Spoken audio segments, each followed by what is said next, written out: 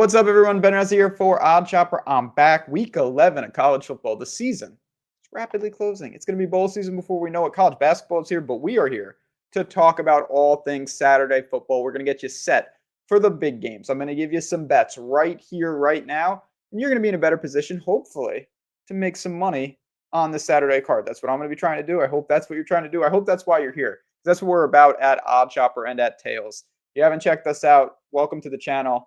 Take a look around. If you like it, press subscribe. You want to help me out, press the like button. I'm going to tell you everything you need to know about how to get all the free bets, all the information that you need. But let's talk a little football. We got some big matchups. Obviously, in the SEC, there's always big matchups. We've got Texas Tech and BYU. We're damn right we're talking about BYU for the 10th week in a row. And we got some other ones. So let's dive right into the games. Let's not waste any time. We're going rapid fire here. And we're going right to it. Everybody knows what's going on with me and BYU this year. I have been awful in shorting them. They defy all logic multiple times. And the secret, it's not even a secret. Everyone's thinking the same thing, that Texas Tech is going to roll them. And I believe that too. I'm going to take this, but I want to be clear. This line is continuing to climb. So I don't think you need to run to the window to find 10.5. Let it sit. See if you can find 10. See if there's resistance. I'm going to be on Texas Tech. They may be a money line parlay piece as well. I have to have this spot. BYU has, again, they're a good team. Everyone thinks I hate BYU. I don't hate BYU at all. They have just been tremendously lucky on top of being a good or even great team. They're undefeated. They're 8-0. Some fortunate breaks against Arizona. Iowa State self-destructed. They were about to go up 17 and they threw a near pick 6 and then 4 turnovers. They beat BYU in the Holy War. Very impressive. BYU is off a bye, but now they're going to Lubbock. And this isn't about BYU. This is about Texas Tech, an 8-1 Texas Tech team who's going to make the playoff, in my opinion. Everything lines up for them. They have the loss to Arizona State. Their quarterback issues, not that there were issues, there was, injury situations. Morton is under center. The ground attack is just absolutely nasty. 44 for 187 last week against Kansas State. And they're back in Lubbock. I thought, for several reasons, that they might be in trouble last week. That's a weird stretch. You have BYU coming to town, college game day, all that stuff, and they handled their business. They destroy everybody at home. Margin of victory this year at home for Texas Tech, 60, 48, 31, 25, and 42. Some of that's non-con. Level of competition is low. Some of that's Oklahoma State. That might as well be non-con. But still, Texas Tech is absolutely dynamic. They've got stability at quarterback. They've got a run game. And everyone's talking about what they did defensively, money, blah, blah, blah. Whether they bought the team or not, they've got the horses, an elite front. I like everything about Texas Tech. BYU is a solid team. They've gone on the road already impressively. They're not going on the road here and getting it done, in my opinion. I will lay the points. I will look to Texas Tech in some boosts. I will look to Texas Tech in some alts. It'll be Texas Tech. It's just the line. I was hoping to get this in the touchdown range. So some of our value has been eroded, full disclosure. And if you have to take it at 10.5, I still would. But I'm going to search for ways to avoid to do that if I can. I think there may be ways. We'll shop it and we will see what else we can get in it. And I may alt it to just 13.5 if I get the right number. All things Texas Tech, no surprise. All right, one down. Let's keep it going. And like I said, there's not a ton of crazy games. We're sticking right in the same conference because this is a game I want to get to right here. West Virginia, -6 against Colorado. Dumpster fire against dumpster fire. Colorado is 3-6. I believe they're 1-5 in conference. West Virginia is 3-6. They are also 1-5 in conference.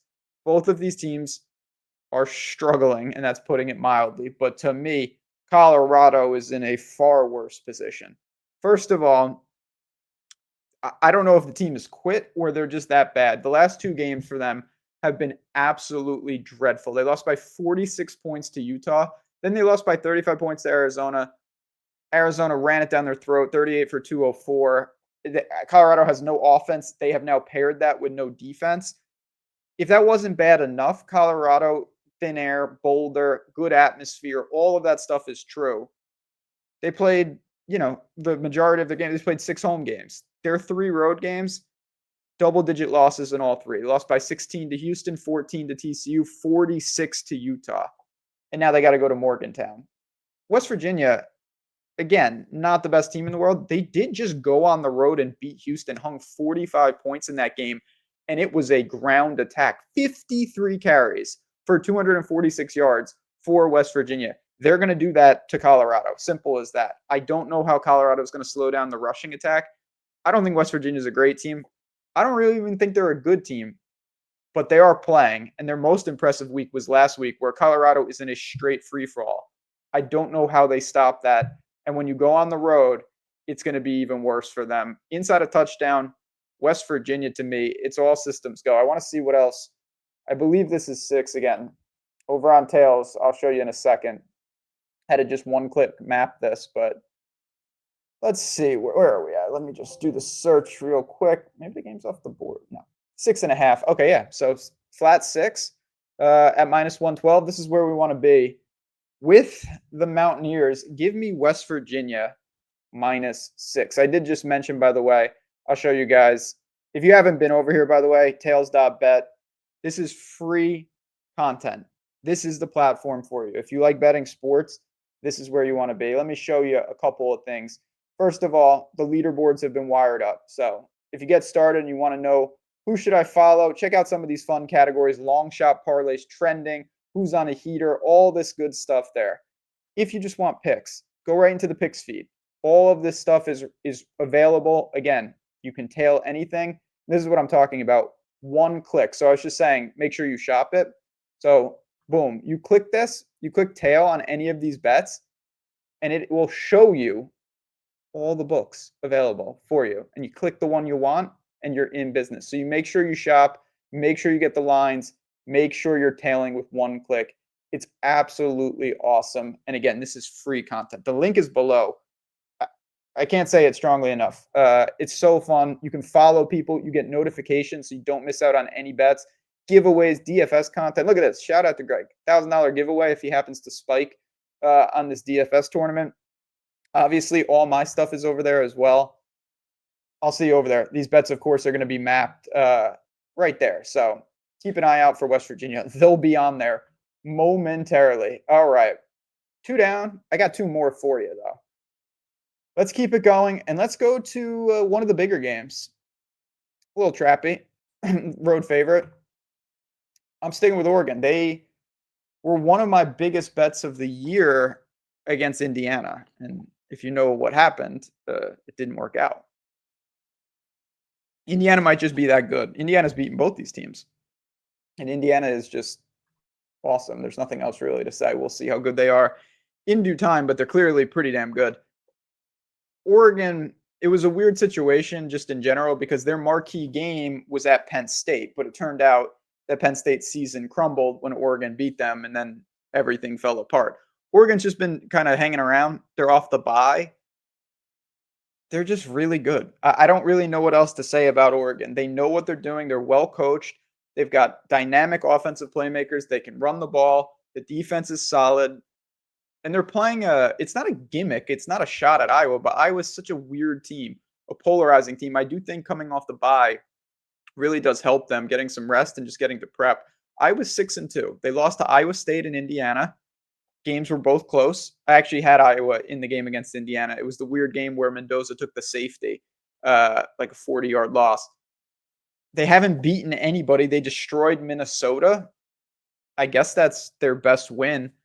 They have 4 passing touchdowns on the season for their starting quarterback, 5 total. Now, he does have 11 on the ground. I will give him that. But they just have no semblance of offense. You know, it's a 42-point total, so the books are implying that Oregon is going to score, and I believe Oregon can move the ball in Iowa's defense. You know it's tough. It's really tough in Iowa City, of course. But at the same time, if Oregon can get a lead and force Iowa to even have to play somewhat balanced offense, this is just not going to work. Inside a touchdown, I know this screams trap. I'll be the first to admit it.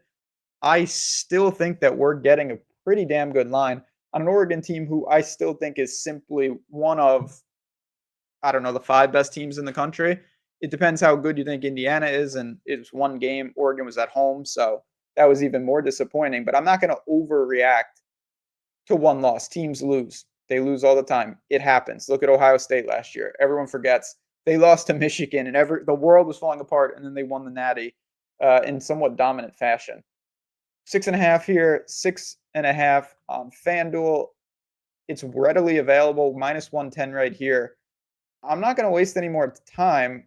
This is just simply a play for me. Oregon gets the job done. One thing I'm going to do on the fly here, I just want to see what this looks like. You may see some of this again. Just follow me. It's totally free on Tails, and you'll get the notification as long as I don't put it in the VIP. Minus 230 minus. Yeah, this isn't impossible to appear. I'm going to try to obviously save as much juice as possible, but an Oregon money line, a Texas Tech money line, something like that could definitely wind up on the card. I think there's a couple good spots there. West Virginia could be a round robin money line parlay kind of week for me. I do like some favorites to get the job done. But again, just to summarize it, Oregon, they've got time to prep. They're still a balanced, efficient offense. The defense can make plays. And Iowa is so one-dimensional. They do have an identity. They are effective at what they do, but they have to play on their tempo, and they have to play on their schedule. And if those things don't happen, even at home, it's going to be a long day for Iowa. And so for me, I'll roll with Oregon. I don't think they take a second loss. And, could they win and not cover? Of course. That's what we're weighing. They're very likely to win. Not very likely, but minus 230 is minus 230. 6.5 at minus 110 is different. But inside a touchdown, the Ducks get it done on the road. All right. I've got one more for you. And then I do want to say also, if you have questions on games I didn't get to, if you have questions in general, if you want to see Tails in action where I'm actually putting bets right on the feed and we're talking about it, I go live every Saturday morning, 9:30 Eastern. I will be there. I'll be taking questions, going through the Tails feed. We'll be placing bets right on stream. Don't miss it. Come and hang out with me. Again, links in the description if you just want to go to Tails and get some of the bets. They're collabs, by the way. College basketball, you're damn right. I've been betting college basketball. It's been a pretty good start, actually. But I got one last game for you. It's definitely greasy. There's no doubt about it because we're bagging a bad football team here. And there's some optics for sure. I'm going to take a shot with Boston College. And I know I can hear the groans. I hear the cringes. I'm cringing too. Boston College is very, very, very, very bad. They have nothing to really go on resume-wise. It's not a team that has shown anything. Now, some of this is unquantifiable. They play hard. I really believe that. They're 1-8, and they won their first game, and it was against Fordham. They have 0 FBS wins. Let's start with SMU, though. SMU's in the hunt. They just beat Miami. Huge game at home. This is a tough spot optically. Now they got to trek up to Chestnut Hill. It's a team that hasn't really done anything on the road. They beat Missouri State on the road. They lost to TCU. They beat Clemson. They lost to Wake by 1 point on the road. Not great. SMU can't run the ball whatsoever. Now, SMU also has an elite run defense, and Boston College can't run the ball. So, running just seems out of the question in this game on both fronts. The interesting wrinkle, SMU struggled to run. BC can't stop the run. So I do wonder about the dynamics there. But let's talk about Boston College a little. Okay. First of all, there is the unquantifiable. It's the red bandana game. If you don't know what it is, worth looking up. Just, outside of betting, just a very cool story. But BC is at home. Yes, they've been on a horrible streak, but I do want to talk about, it's not excuses. There's no excuses to be made for this team because they're not a good football team. But here's the run out. Okay. They beat Fordham to start the season. They go on the road. They lose to Michigan State by 2 points. They go on the road. They lose to Stanford by 10 points. They lose to Cal by 4. Then the wheels kind of fall off. They go on the road. They lose by 40 points to Pittsburgh. Clemson by 30. 15 points to UConn, who was improved, and that was at home. They go on the road to Louisville, lose by 2 touchdowns. They lost to Notre Dame by 15 points at home last week with a bunch of turnovers. The games have not been ultra competitive, but in a lot of these games, it's a couple of self-destruct metrics. Now, you can look at this and say SMU fits right in the caliber of opponent. Why won't it be different? And that is a fair question. But we're getting 10.5 points. a not methodical, but a reasonable total, 54.5. And SMU, again, is in a terrible spot optically. Huge win at home. Now they travel to a BC team that I still think BC gels decently well of what you would want to do against SMU. You want to throw the ball. That's BCU by default. It has to be that. They had 0.9 yards per carry against Notre Dame. Boston College's only chance to move the ball is through the air here.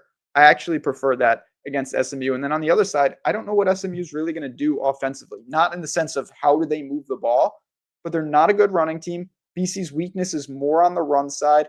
I don't think it's the best matchup in the world. Does SMU probably gut it out? Yeah, for sure. Minus 405.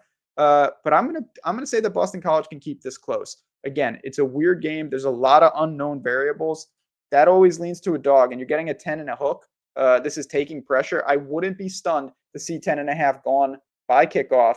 Give me Boston College in a minor. Again, when you're taking the points, you can't call for a minor upset because that's what the points are for. Boston College covers the game. Simple as that.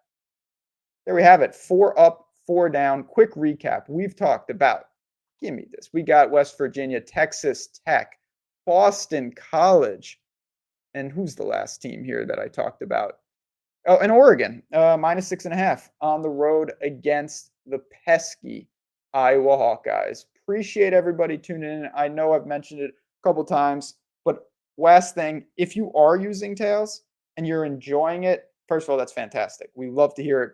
New things are coming up. Trending topics are now live. We're adding every single day. If you can do a 30-second task for us, it means the world. Go to the App Store and give us a review and a rating.